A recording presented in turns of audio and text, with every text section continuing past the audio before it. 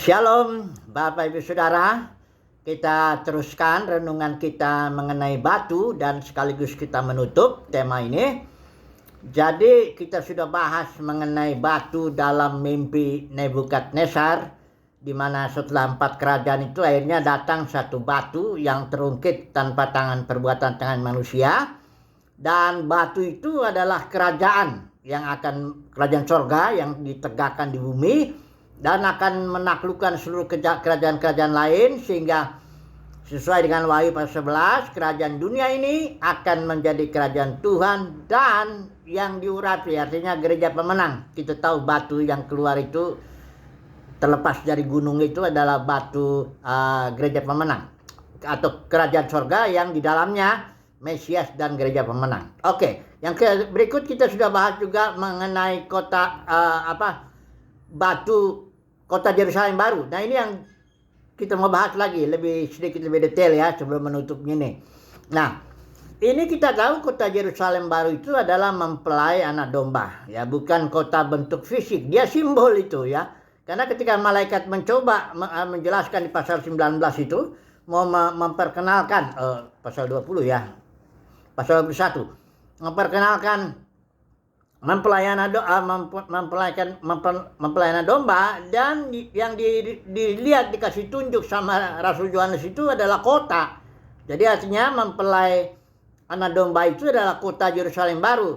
Nah, kita mau bahas yang temboknya ini yang 12, terdiri dari 12 batu. Batunya permata. Sudah ayat 20 ayat 14 kita baca itu ya. Dan tembok kota itu, pasal 21 ya, dan tembok kota itu mempunyai 12 batu dasar, dan di atasnya tertulis 12 nama ke-12 Rasul Anak Domba. Jadi batu-batu itu, batu dasar atau pondasi ya, bagi tembok itu nama ke-12 Rasul ya. Kemudian ayat 19 kita lihat, dan dasar tembok kota itu dihiasi dengan segala jenis permata. Jadi batu-batu itu batu-batu permata. Nah, sekarang kita di sini ada 12 ciri unik ya daripada ke-12 rasul itu yang disimbolkan oleh batu-batu yang berbeda. Kita nggak bahas yang itu. Kita bahas yang permata ini, bahwa seluruh batu itu adalah permata. Ya. Nah, itu yang kita mau bahas, ada 4 ciri umum daripada permata itu, ya. Supaya nanti kita bisa melihat. Ingat ya, batu permata ini orang ya, rasul-rasul itu yang 12 itu. Ya, supaya nanti kita melihat bagaimana Tuhan membentuk kita dari tanah liat menjadi batu yang unik tapi memiliki ciri umum ya, permata. Oke, yang pertama, permata itu jarang. Saudara nggak akan temukan batu permata itu di pasar-pasar, atau kalau saudara lihat di rumah-rumah juga enggak, dia jarang itu, enggak ada, enggak kelihatan, enggak gampang orang melihat itu batu permata ya. Demikianlah orang-orang yang dibentuk Tuhan, diproses Tuhan dari tanah liat menjadi batu permata, itu orangnya jarang. Dalam Kristen itu tidak banyak orang yang seperti itu ya.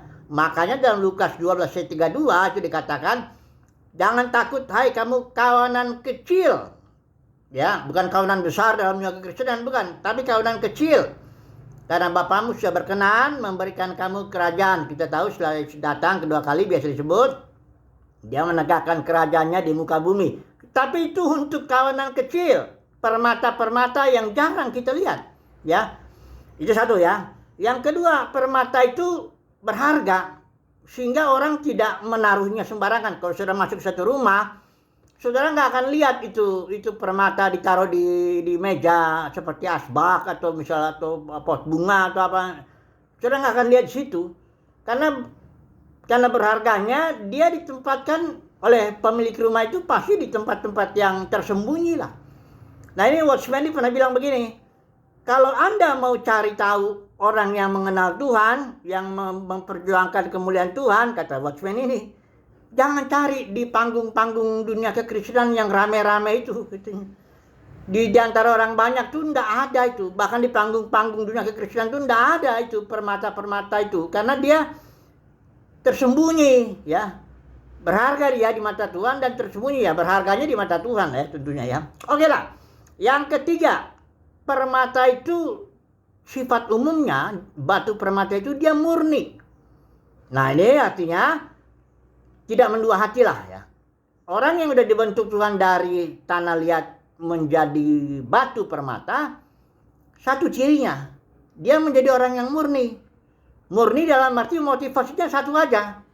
Mau melayani, dia nggak ingin terkenal, nggak cari uang, nggak cari jabatan. Dia melayani, iya murni. Satu tujuannya memperjuangkan kehendak Tuhan, memperjuangkan kebenaran Tuhan, supaya nanti ketika dia berhadapan dengan Tuhan, diadili, dihakimi, dia mendapatkan kesempatan untuk melayani lagi berikut di zaman berikut. Kemurnian, ini barang yang langka nih dalam kekristenan ini. Murni itu jarang orang murni. Biasanya melayani ada maksudnya tuh, ada udang di balik batu. Entah dia cari uang, entah dia cari jabatan, entah dia cari hormat orang banyak, macam-macam. Apanya udang banyak itu. Jadi cari orang yang murni dalam kekristenan, wah itu barang langka. Ya. Dalam pelayanan orang banyak berdagang aja, cari untung ya, wah, itu banyak kalau orang yang cari begitu ya. Oke lah. Yang berikut, yang keempat terakhir ini, permata itu indah. Batu permata itu ya. Kalau seorang Kristen yang sudah dibentuk dari tanah liat menjadi batu permata, dia indah. Persoalannya indah di mata siapa? Itu ya. Indahnya di mata Tuhan, bukan di mata orang banyak. Ya, karena orang banyak punya kriteria yang lain tentang pengkhotbah ya. Yang terkenal itu begini, yang dipakai Tuhan itu yang begini, begana, yang biasanya dunia Kristenan tuh ya orang yang tentu yang banyak pengikutnya, gedungnya besar ya. Terus banyak apanya, ya uangnya juga banyak ya. Nah ini yang dianggap berharga itu di mata orang dalam kekristenan. Tapi di mata Tuhan yang berharga itu beda. Ya. Kalau Tuhan melihat hati dia ya manusia ya termasuk dunia kekristenan itu melihat penampilan lah ya. Karena dunia kekristenan ini kan sudah menjadi apa ya?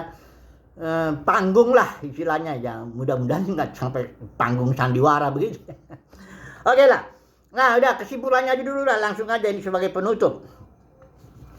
Saudara, kalau saudara dan saya mendapat kasih karunia ya untuk menjadi batu permata, diproses lah ya dari tanah liat. Kita ini tanah liat ini ya. Tapi ada harta bejana, ada di sini Kristus yang menjadi harta kita.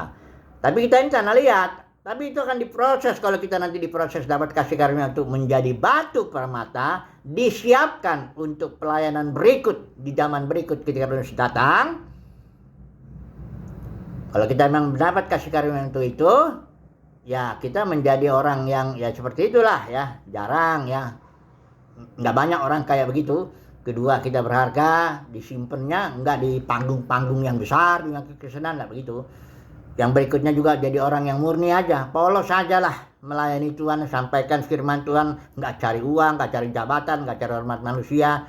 Kita juga akan menjadi benda yang indah, tapi di mata Tuhan ya, bukan di mata orang banyak ya, bukan di mata dunia kekristenan. Nah, oke, semoga kita bisa mendapat kasih karunia untuk itulah ya. Kita bisa melayani di zaman berikut ya. Kita sudah lihat Yerusalem baru ini menawarkan air hidup. Ya, roh dan ini Wahyu pasal 22 itu ayat 17, roh dan mempelai wanita itu menawarkan air hidup sedemikian sehingga pasal 21 ayat 4 itu tidak ada lagi maut yang merupakan upah dosa. Jadi kita akan dipakai Tuhan melayani ya, memulihkan bumi ini, memulihkan segala sesuatu sampai tidak ada lagi maut, upah dosa, bekas-bekas dosa itu enggak ada lagi. Oleh pelayanan batu permata ini yang telah dibentuk ini ya, mempelayanan domba Yerusalem baru ya. Oke. Semoga berkat renungan ini menjadi berkat buat kita semua. Haleluya. Amin.